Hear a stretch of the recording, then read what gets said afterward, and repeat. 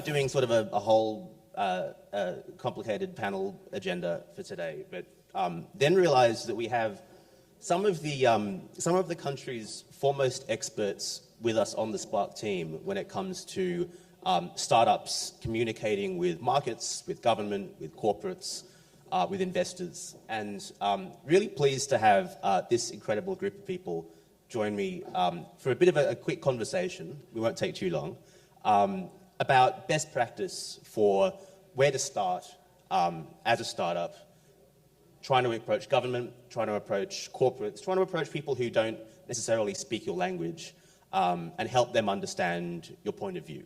Kristy, you've worked in several federal government administrations. Since the Howard government, you've been a senior advisor to many ministers. And I'm really interested in your perspective on how government thinks about business and particularly thinks about tech and startups. And what are your top tips for founders who are trying to understand government's point of view? Thank you. Thank you for that wonderful introduction. Yes, everybody, I'm 117 years old. I worked for the Howard government. I lived in Vaucluse for a decade. I'm cryogenically frozen. Everyone there looks like I do. So I will start with telling you a story. A lot of people in this room are emerging startups or are just getting to get some traction.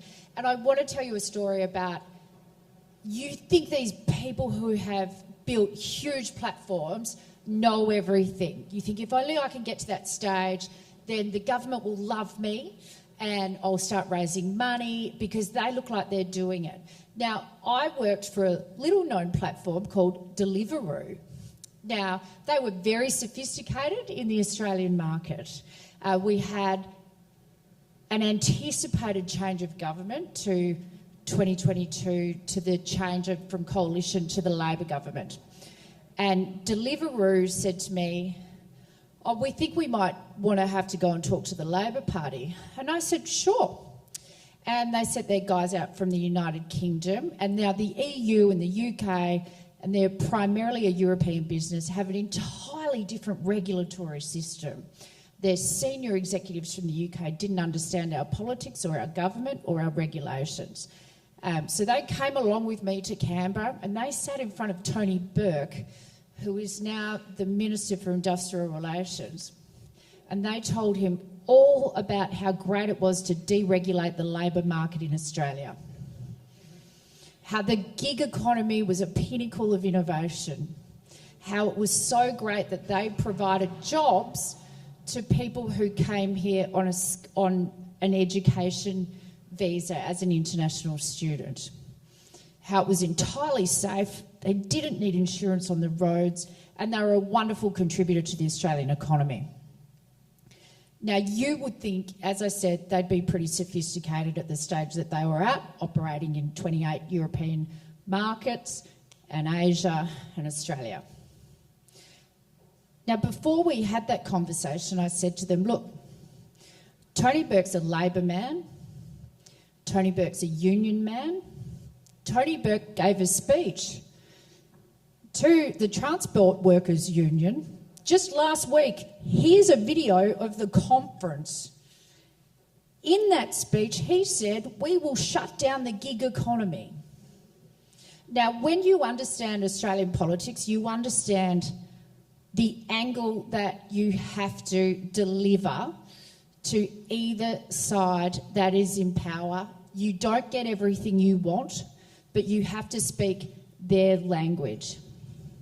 Now, that is just a really important anecdote, and hopefully it gives you all some comfort that there are some significant companies out there in technology and innovation who have no idea what they're doing.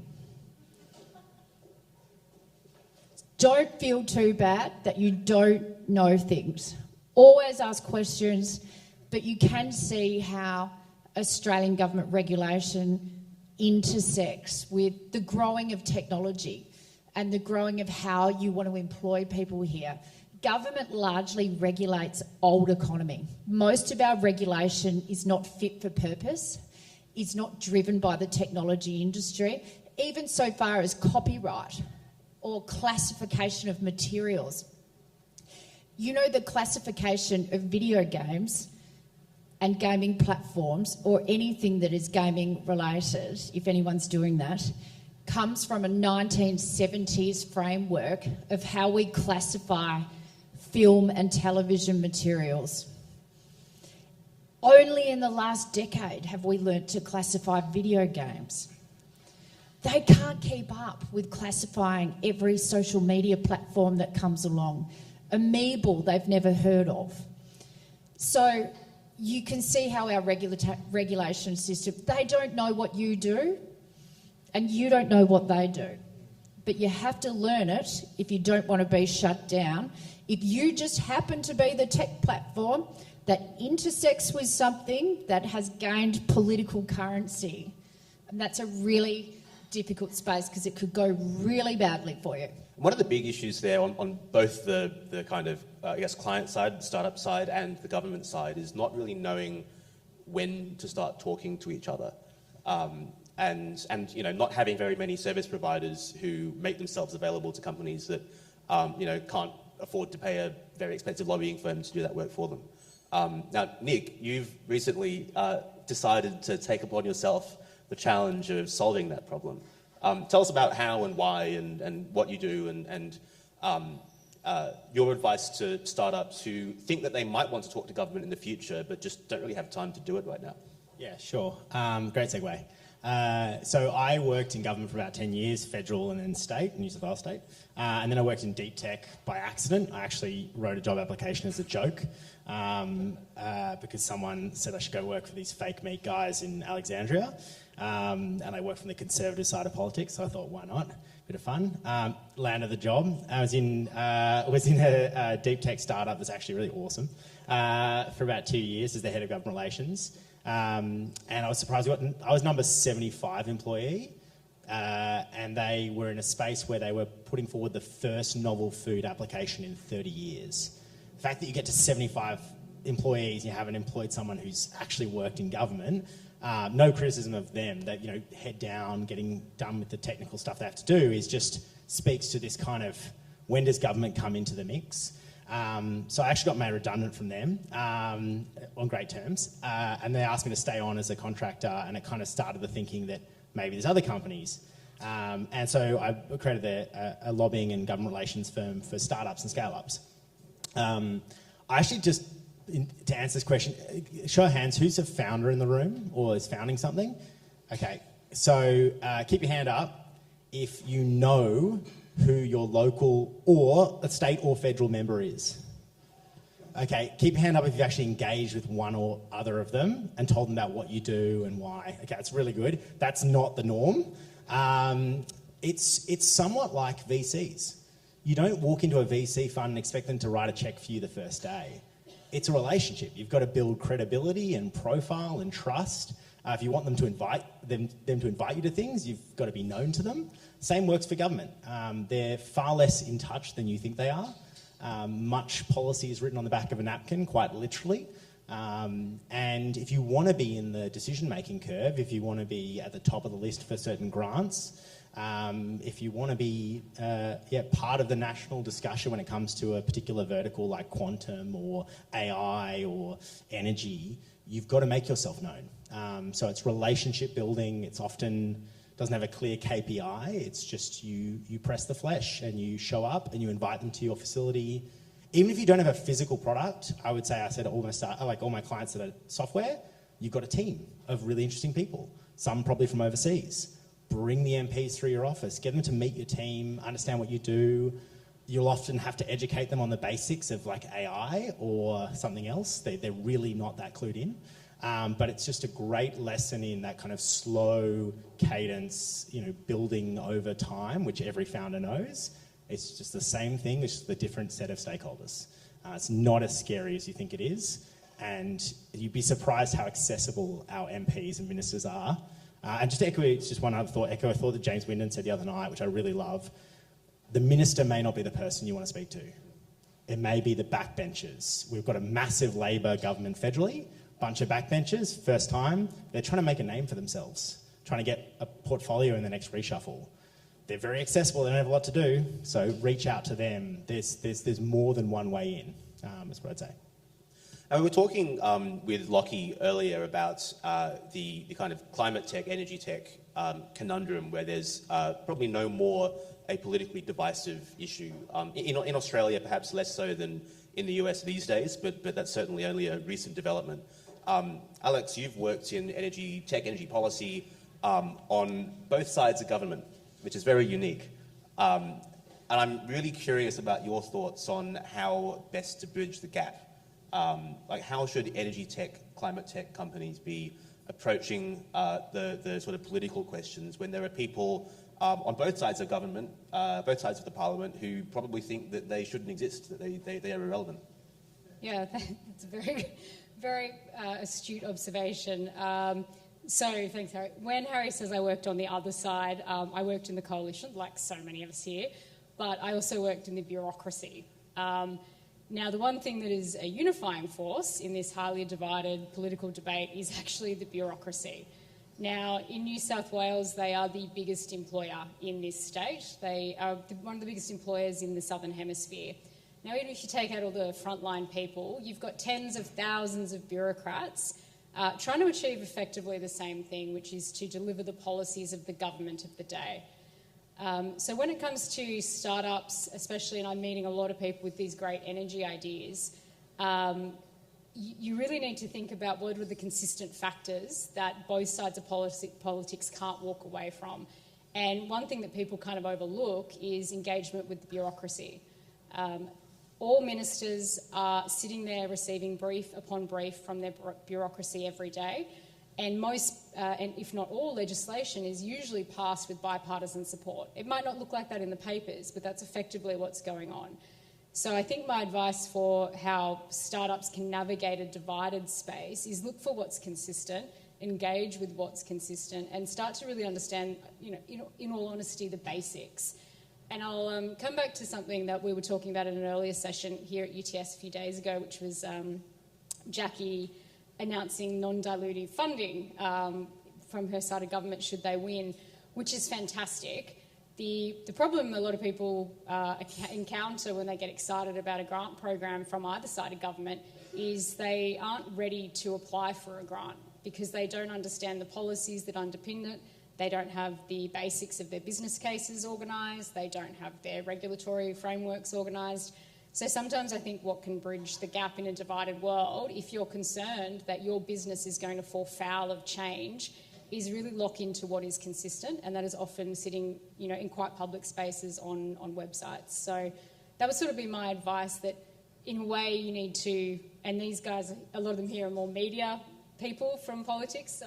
I worked in the part of politics where the media guys would come to us and say, can we just say this? And we would go, oh God, no, please don't say that. So from where I came from in government was really working in a bipartisan way behind the scenes. So really tap into what's behind the scenes and look at what is consistently being said by the bureaucracies, because the bureaucracies do not change upon a shift in government. They simply deliver slightly different policy agendas. But often they are quite similar to the one previous. They're just window dressed a little differently. And if you're solving that problem pretty consistently, you're probably going to solve 90% of what the next administration's looking for as well. And for energy, everything has to tie back to delivering the transition, which means if you've got a tech that can deliver more gigawatts, better grid forming capacity, you're solving the same problem, and the next government is going to have the same problem as well. So it's kind of in two parts. These guys can give you great media tips, and you should be trying to push into active spaces, but also push into the behind the scenes as well. Don't underestimate that. One of the other really interesting things about the behind-the-scenes part is that there can be, in some parts of the machinery of government, a reluctance to engage directly with tech companies. And that is partly because of procurement rules, partly because of kind of risk aversion, I suppose. But I think possibly mostly because of not knowing where to start. Tell us a bit about that. How do procurement and just kind of general awareness from a policy perspective interact? And should startups be going to agencies and asking for a contract? Yes, they should be, would be my advice. One of the strongest things that any company could do, startup or no, is get across the procurement rules that attach to whatever level of government you're trying to target. So let's say Arena, for example. Now, Arena is probably the thing currently saving startup tech in the green tech space in this country. They are absolutely the difference between some novel tech getting off the ground and not, and they have been for quite a considerable amount of time. If you are a service provider or you are an approved contractor under their existing systems, it is a lot easier for them to assess your needs and assess your applications if grant funding does come up. You become a bit more of a known quantity, and they're able to source information internally. So there's a robustness there that they can leverage.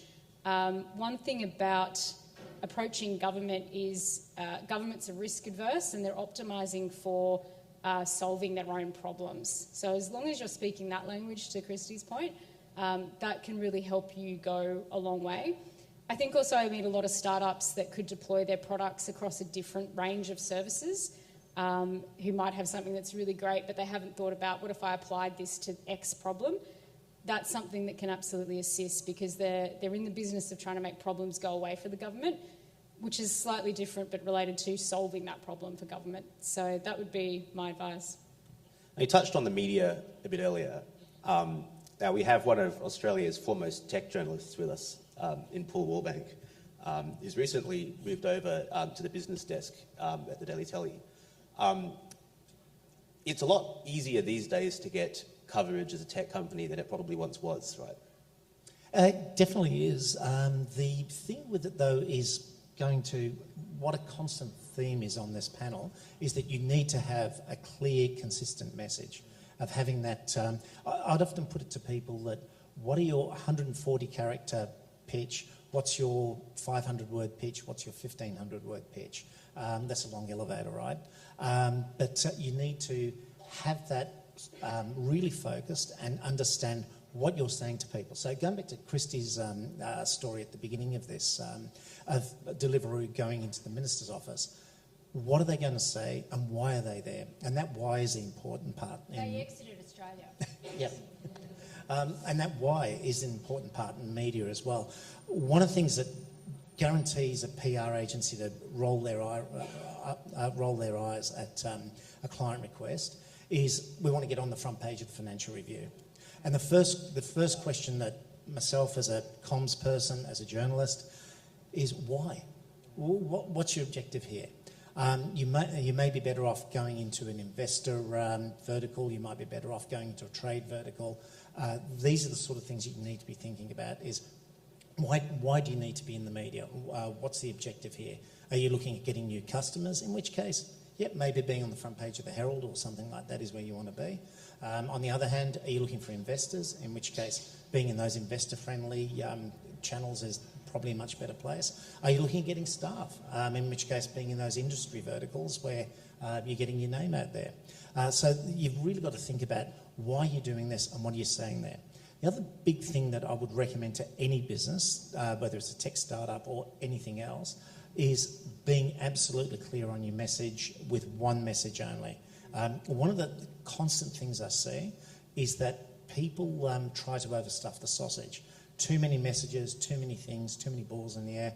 People get really either bored or confused by this really quickly, and you really need to be focused on that and understand it. I'm coming back. The one word that I'd come across with this is focus. Having to be really focused on what your messaging is, what your value proposition is, and who your target audience is.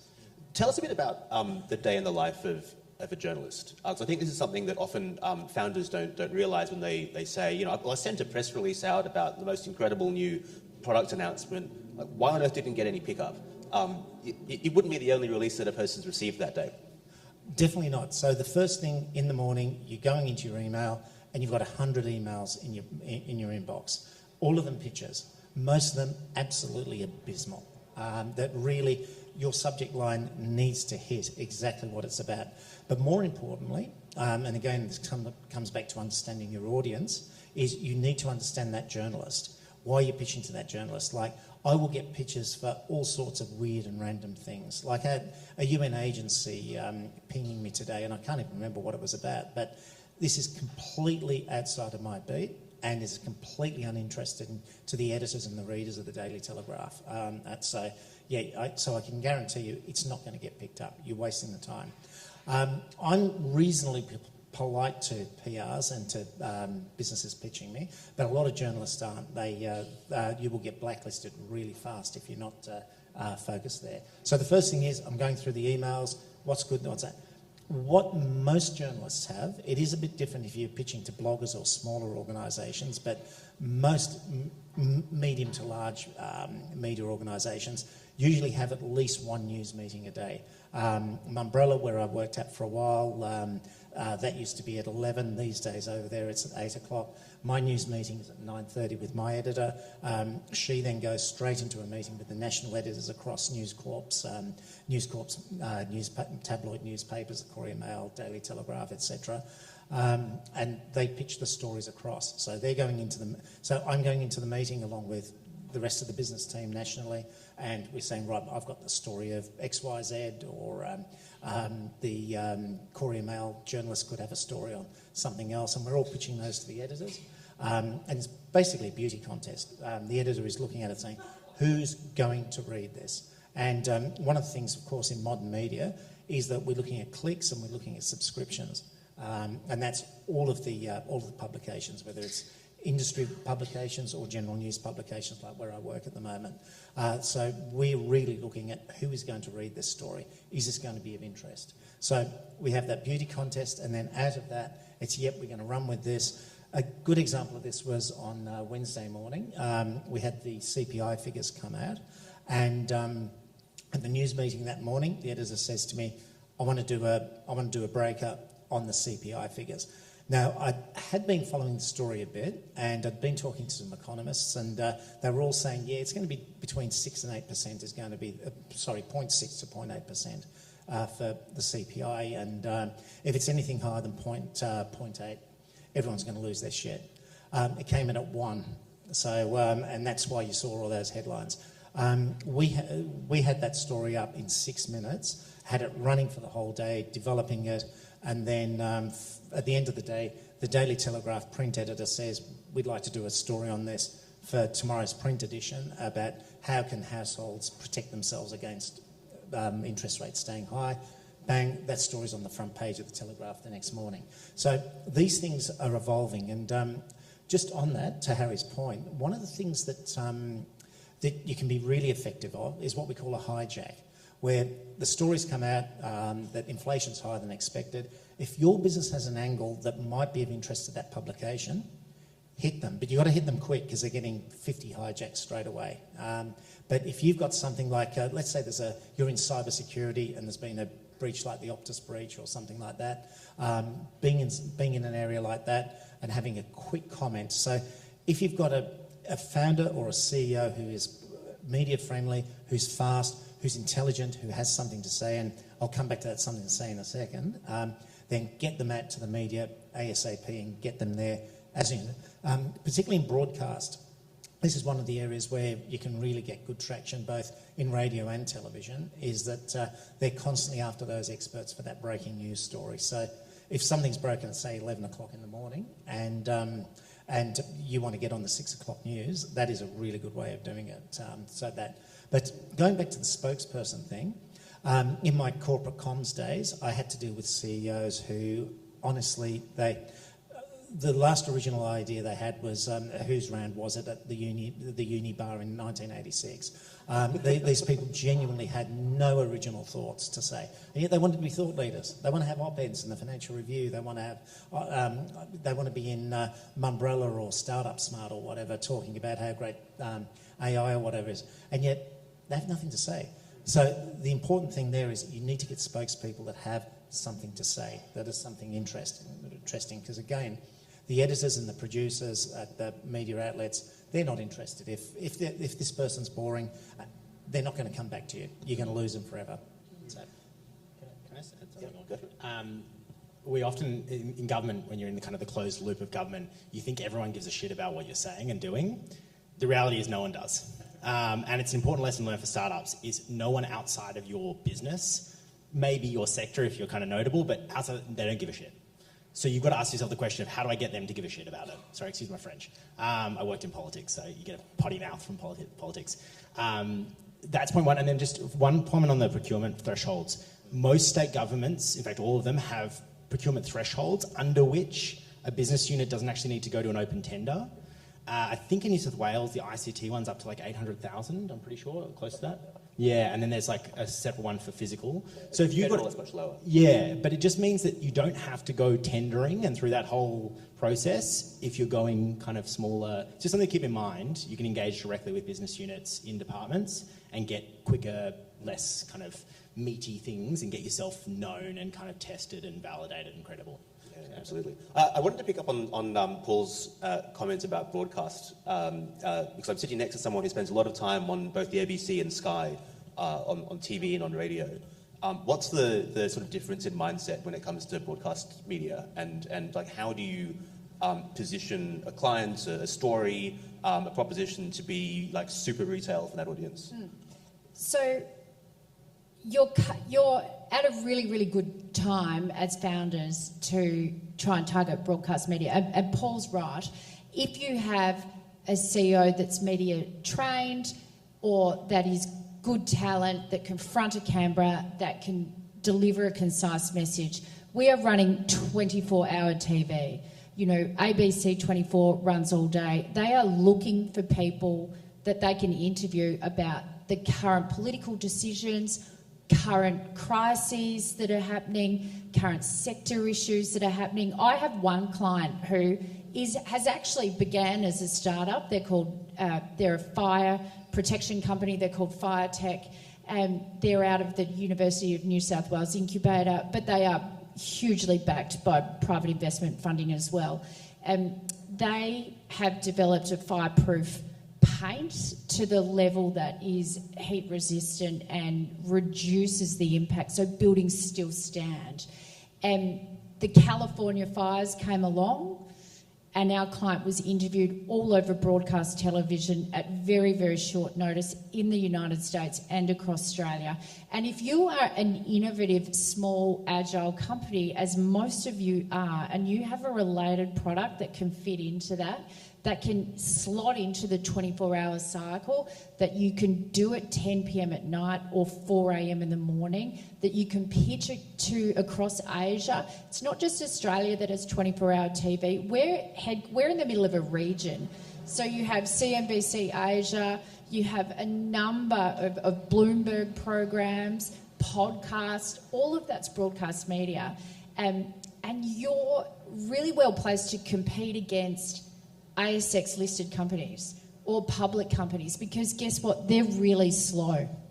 And when a crisis hits and broadcast media and people like me phone corporate affairs of Optus or Qantas or Downer or Orica, all the big companies that we all know, they decline. They don't want to go on. Their CEO's too scared. They're too scared of their shareholders. They're too scared of their investors. They have to talk to lawyers for 9 hours to utter one sentence in front of 10 people. They're too scared because their bonus structure is inherently linked to their performance, and they are inherently risk averse with the media. But you're not. Saying things to a public audience is only going to lift your brand. It's only going to put you in front of more investors. It's only going to raise your visibility. Being agile in the 24-hour broadcast media space, get ready, because those publicly listed companies, those big ones, they don't want to do it. And I'm glad you used that much misused word, agile, there, because it really is true in media. And on that early getting your story out, 4 a.m. actually in Australia is really important for broadcast media. Now, I know broadcast sounds old-fashioned, but that feeds into the news cycle for the entire day. It drives social media, it drives a whole load of the conversations. It's a really good way to build your brand, because Harry asked about the day in the life of a journalist. I described my day as a print journalist working in a 9 to 5 role. For the broadcast people, particularly people doing breakfast, they're on deck at 4 o'clock in the morning. So over here at Ultimo, those ABC staff, the staff are up at 4 o'clock in the morning. They're pulling together the show for 6 a.m. and they're looking through those releases. And if you've heard something overnight and you're stepping up to them at 5 o'clock in the morning, you might get yourself on, or your CEO or your founder on, because that they need somebody who can comment on this. Particularly if it's been a big breaking story overnight, there's been a big cyber attack or something like that. If you're agile, if you're fast, and to Kristy's point again about the big corps, this is the big advantage that smaller organisations have. In a recent role that I had, I was corporate affairs for a medium-sized not-for-profit. And I would get up in the morning, 5 a.m, and I would do a media summary. I can guarantee you that none of the execs read that before 8 o'clock in the morning, and then they'd be like, oh, maybe we should have a position on this. And we wouldn't have the position spun up till after lunchtime. And by then the journos are like, yeah, whatever. So, yeah, this is why being quick is one of the really big advantages that smaller businesses have. You're giving me flashbacks to 6 a.m. media briefings back in Parliament. Well, Goodness me. we used to do it at 4:30 in the morning at Qantas. I took sleep cycles at Sydney Airport in, the Bridges Hotel, and our execs, they got used to it. They had to read it by 5:30 because, we would tally up all the overnight stories in terms of claims made against this. Was in the middle of our industrial relations disputes, and I would have that done by 5:45 in the morning to our executive general counsel, our CEO, and then it feeds into the political process of beginning to call ministers at 6:30, of lodging at the Industrial Relations Commission, and getting on the phones to your Today shows and your Sunrises at 5 a.m, to producers, to talkback radios, to news broadcast, to refute claims. So you have to know who you are, what you're going to say, how you fit into the message, and unless those big companies are in a crisis, you're not competing with them, because that's really unusual for big companies to do that. But you can, you can actually set yourself up to, you can wake up at 4 every morning, you can read all the tech news from across Asia and Australia, you can think of an angle, and you can start pitching to people like Paul at that time, or ABC 24. Harry, can I ask a question to Paul? Can I steal your role for a second? Yeah, go for it. So a lot of startups, obviously, they're not like jumping on issues every day and they're kind of head down, but the announcements they're kind of looking at are their raises, like their capital raises or their product launches. What's the value, I guess, in approaching journalists for an exclusive and that road versus just sending out a media release blast at 9 a.m. or 4 a.m? And how would you suggest in that specific circumstance, if they're trying to kind of get their investment raise on the AFR, the strategy they approach there? That's a really good question, and particularly if you're looking at the AFR and you want to publicise a capital raise or something of that ilk. Exclusives. I'm kind of bought into this, working for a News Corp title, because they do love their exclusives. But the AFR and the Australian in particular, really, if you're pitching in exclusives, it drives everyone else in the trade mad, because you'll have Simon Thompson at Startup Daily's constantly railing about this, for instance, that an exclusive's given to Paul Smith at the Financial Review, or David Swan at the Sydney Morning Herald, or Jared at the Australian, and then that story's up, and then you get the media release at 5 a.m. when the story's already been up on the AFR or the Australian since midnight. Now, the question there, of course, is who is your audience? And if you're trying to get that capital raise to the wider financial audience, then, being in the CBD column or something like that is probably where you want to be. Being in Startup Daily or something like that, maybe not so much. But equally, you've got to be looking at the audience. It might be the Capital Brief is your best audience. They're doing great work there in the startup space and the financial space and the business space. It really could depend on where you're going to pitch. But exclusives, you have to tread a little bit carefully, because you might get perceived, like one very prominent tech journalist, we had a running joke in the industry that there was something illicit going on between him and the Canva founders, because every story from Canva went to that particular individual.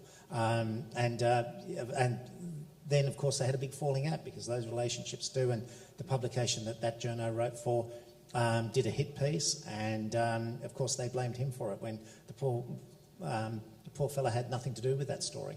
But yeah, you have to be very careful of that. You have to be very strategic on what you do. Yeah. You approach them directly. We've got an exclusive for you. It needs to be in the subject line. So exclusive in capital letters. That will get any 9 Fairfax or News Corp journalist will immediately, that will get their attention. Big capital letters, exclusive, and then colon, and then what it's about. And of course, a lot of them will look at it and go, yep, not interested. But if they're interested, but don't pitch exclusives to multiple journalists because you will get blacklisted in an instant. Some PRs do this, and it destroys any credibility. You will get blacklisted. And I can guarantee you in a newsroom, once you're blacklisted, you are not getting on there. The journos and the editors just will not touch you. That's very interesting. That's something I remember we used to do occasionally in Parliament because they have a reason to come back to you. But if you're a startup, you're not a minister. You're on the wrong side of the supply curve. What an interesting clinic this has turned out to be. I'm very glad that we brought this group of people together. I mean, this has been just one of the most incredible sessions that we've had this week at Spark Festival. I really want to thank everybody on the team: Alex Hall, Kristy McSweeney, Nick Chilton, Paul Wallbank, Kalita Tang, Lucinda Beatty, for being with me on this journey, for coming on as volunteers. I really, really appreciate all the help and all the advice that you've been able to give to the crowd today and to those watching online. And also to Anne-Marie Elias, who's over here, a long-standing director of Spark Festival. And to Murray Herbst, the chair of Spark Festival, and Miriam McNamara, who's also on our board, for their unwavering support for this mission and for our efforts in fundraising and operations. Huge thanks to our sponsors this year as well: the City of Sydney, Herbert Smith Freehills, Decider, and Stone and Chalk, who've been with us since the beginning. And finally, thank you to UTS Startups for putting this on today, and also for Mona Chia and Juris Techne for supporting us here tonight with much of the drinks that you're having today. Now I can see there are pizzas in the corner, and I don't want to delay anyone any further, but if you could put your hands together for the team, for the sponsors, for everyone who's spoken today.